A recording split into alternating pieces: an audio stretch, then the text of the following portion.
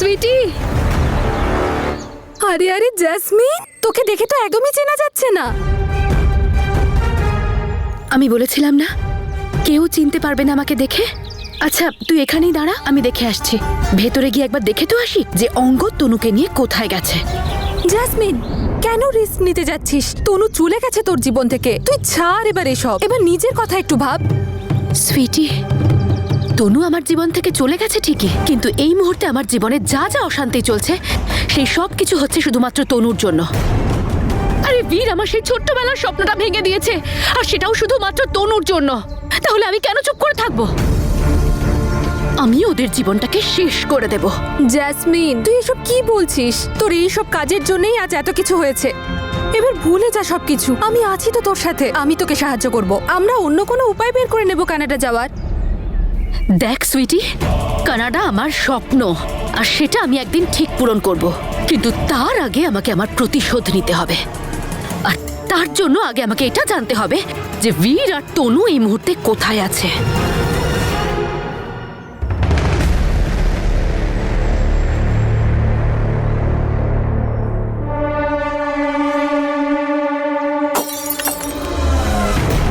Jasmine, এটা কি করলি তুই?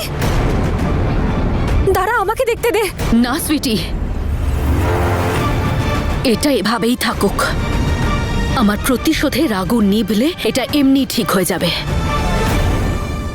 মিস্টার অঙ্গদ, কোথায় আছেন উনি? আপনি কে? মিস্টার মানকে কি প্রয়োজন আপনার? মিস্টার অঙ্গদের সঙ্গে যখন দরকার তখন ওনাকেই বলবো কথাটা। উনি কিছুদিনের জন্য আউট অফ টাউন আছেন।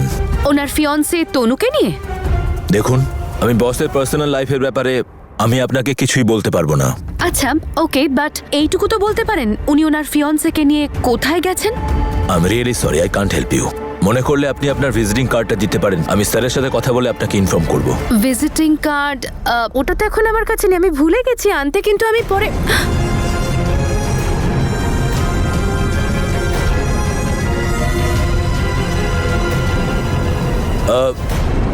আপনার নাম প্লিজ? আমার নাম জেনে আপনি কি করবেন? যদিও স্যারের সঙ্গে আমার বহুদিন আগে আলাপ হয়েছিল। Bye, thank you.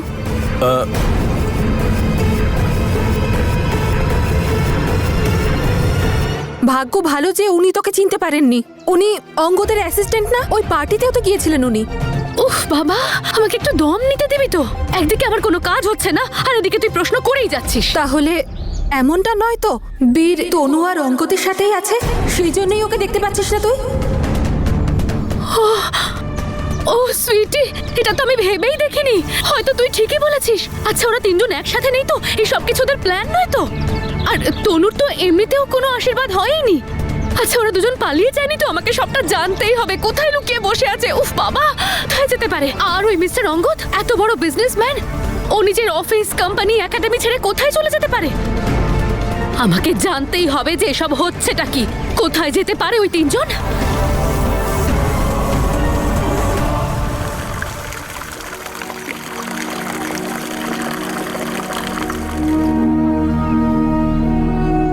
তনু অন্তত আমার সঙ্গে দেখা করতে পারত, আমায় বলে গেল না। আর এমন কি দরকারি কাজ পড়লো যে অত দূরে যেতে হলো? কিন্তু বীরের বাবা যখন জানতে চাইবেন? লুকোতে হবে বাবা। যদি উনি জানতে পারেন তাহলে উনি সম্পূর্ণভাবে ভেঙে পড়বেন।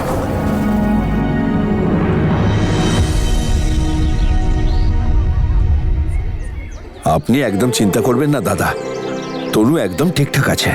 ওই তো আমি বলেছিলাম না যে ও অঙ্গদের একটা নতুন প্রজেক্ট শুরু হচ্ছে, তো সেই কারণেই হয়তো গেছে।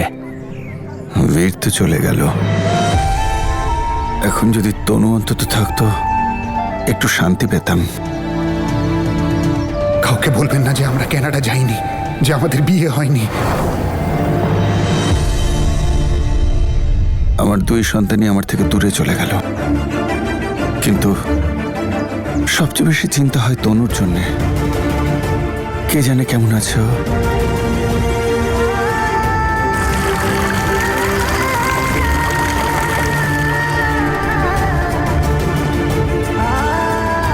ফুলওয়ালা, এ আমাকে কি সমস্যার মধ্যে ফেললে? আমি কোনো কথা ওনাকে বলতেও পারছি না। তনু ম্যাডাম আই এম সরি, আমার কথাটা শুনুন একবার। I am really sorry. Sorry Tanu madam, আমি বেশি বলে ফেলেছি। আমি ওভাবে না বললেও পারতাম, কিন্তু একটু বোঝার চেষ্টা করুন। রিয়া অনেক আলাদা, ভীষণ কমপ্লিকেটেড। এই জন্য আমি চাই না যে আপনি ওর সঙ্গে বেশি ইনভলভ হন। এখন দেখুন, অল্প সময়ের মধ্যে আপনারা কি সুন্দর বন্ধু হয়ে গেছেন, অ্যাটাচ হয়ে পড়বে, ওইখানে বেশি দিনের জন্য থাকবে না তনু ম্যাডাম। এই জন্য আমি চাই না যে আপনি ওর সঙ্গে ঠিক বেশি। বলেছেন আপনি, রিয়ার সাথে আমার বেশি অ্যাটাচড হওয়াই উচিত নয়, কিন্তু কি করব, ও একটা ছোট্ট বাচ্চা যার ভালোবাসার অ্যাটেনশন প্রয়োজন, আর ওকে এইভাবে দেখে আমি নিজেকে আটকাতে পারি না। আর আপনার ব্যাপারটা আমি বুঝছি না, আপনি এরকম কেন বিহেভ করেন? অন্যদের সবার সাথে এত ভালো বিহেভ করেন, আর ওর সাথে এরকম। আমি বাচ্চা সামলাতে পারি না, সিম্পল। ও ক্যান্ডি ভাগো জলদি, ক্যান্ডি তাড়াতাড়ি, ক্যান্ডি আউট করো, জলদি জলদি, আউট আউট।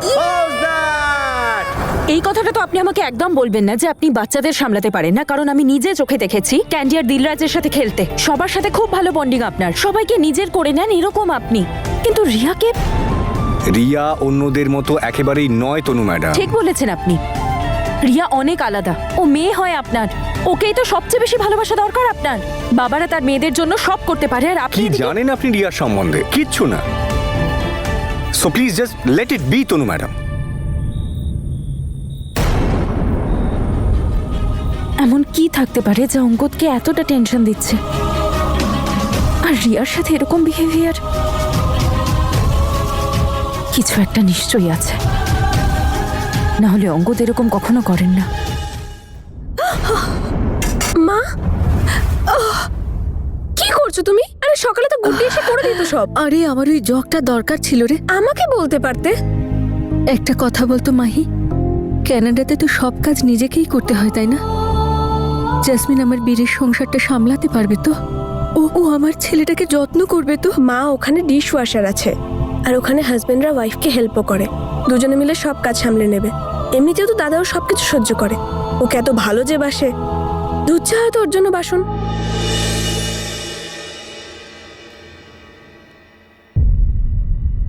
আরে ভাই, অতটাও ঘষিস না, দেখা গেল বাসনটাই ভেঙে গেল।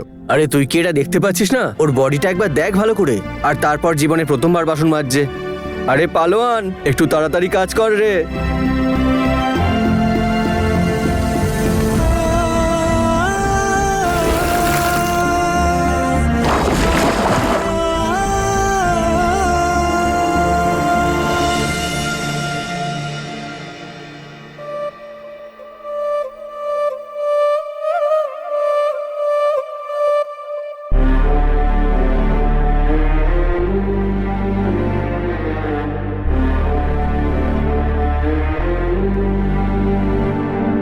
বাবা,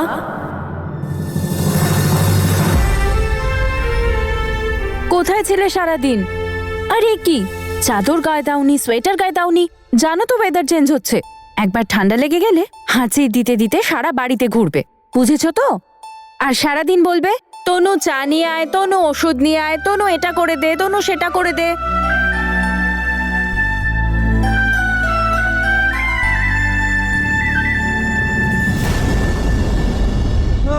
তনু,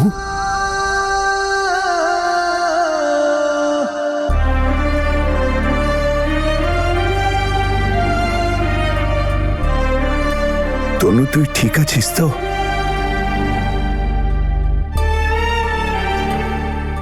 তুই তো ফোনও করলি না।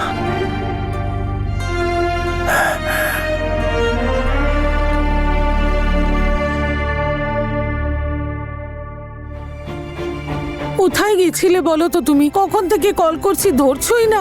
কি হয়েছে? বাবা সারাদিন কোথায় ছিলি? সব ঠিক আছে তো?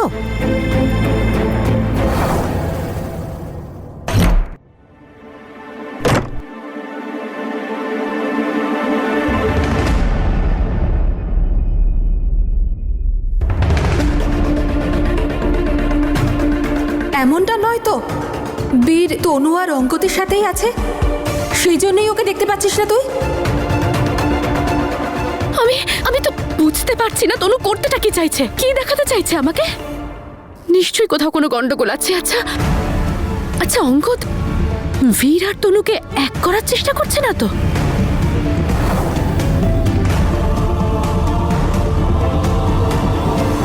আসুন আসুন আসুন আসুন। এখন দুজন ডান্স করবে। Come on, centre stage. আর আমি এখানে বোকার মতো বসে আছি, আমি কিছু জানতেই পারিনি। আরে আমি কোন খেয়ালে ছিলাম? ওদের দুজনের মনেই তো ভালোবাসার আগুন জ্বলছিল। বীর আর তনু দুজনেই দুজনকে ভালোবাসে।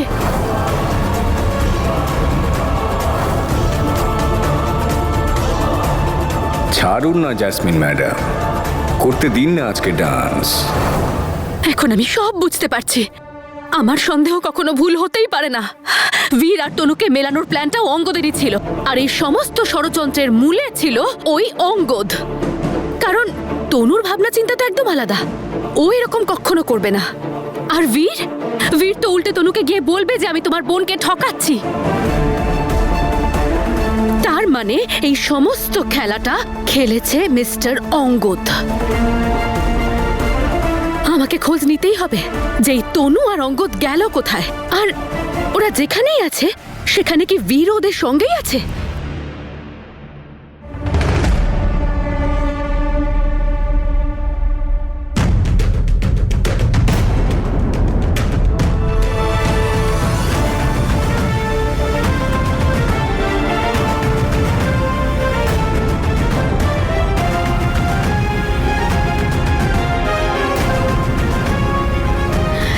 এতদিন তুমি শুধু আমার ভালোবাসা দেখেছো বীর, কিন্তু এইবার তুমি আমার ঘৃণা দেখবে।